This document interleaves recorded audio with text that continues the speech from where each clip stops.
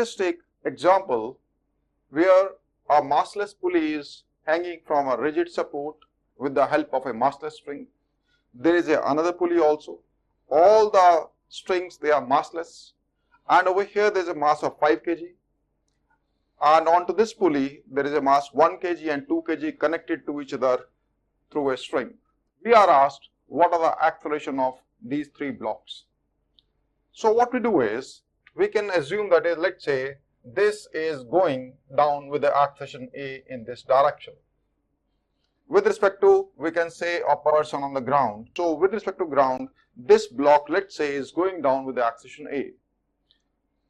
From here to here, we have a single string. So if we pull it by 1 meter downwards, this pulley will go 1 meter in the upward direction.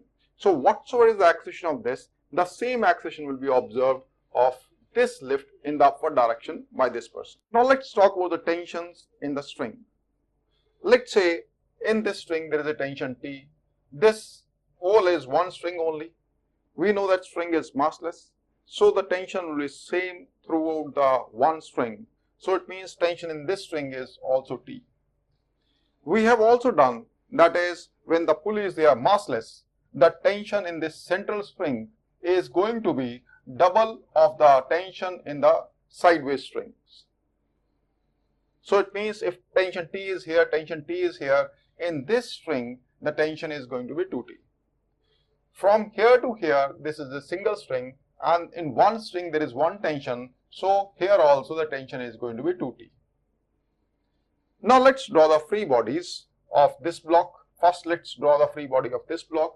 Over here we have a force which is acting this way, that is weight of the body, that is 50 Newton.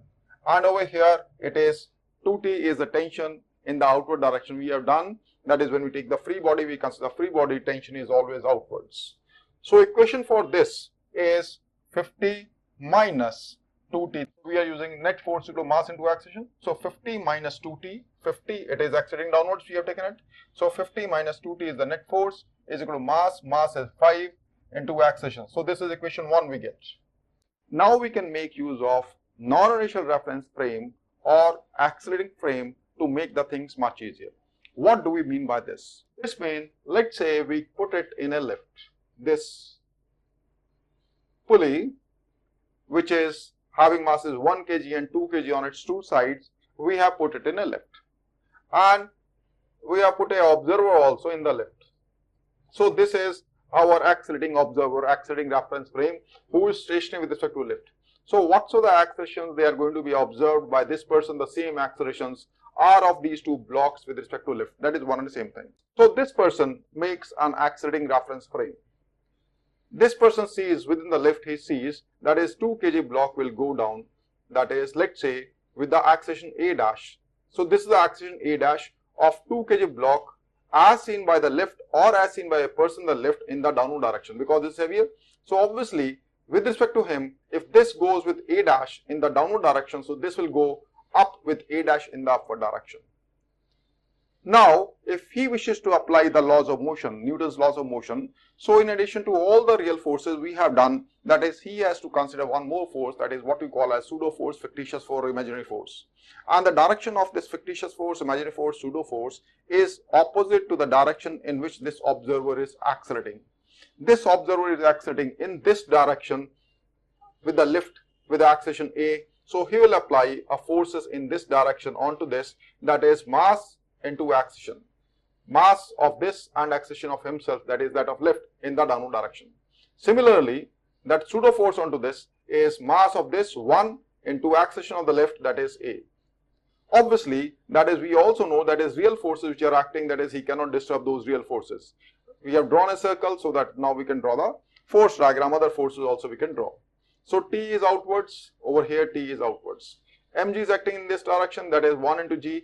We are taking G is equal to 10 meter per second square only for the ease of calculations. Otherwise, in examination, in your worksheets, etc., you have to take G as 9.81 meter per second square.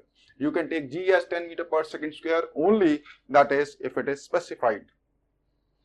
So over here the weight of this 1 kg block is 1 into G, that is 10 Newton. And that of this is going to be, that is 2 into G, that is 20 Newton. Now let him make the equation. Now he is competent to make the equations. This person who is accepting reference frame, he has drawn all the real forces. In addition to all the real forces, he has also drawn the pseudo forces also. So now he is competent to apply laws of motion.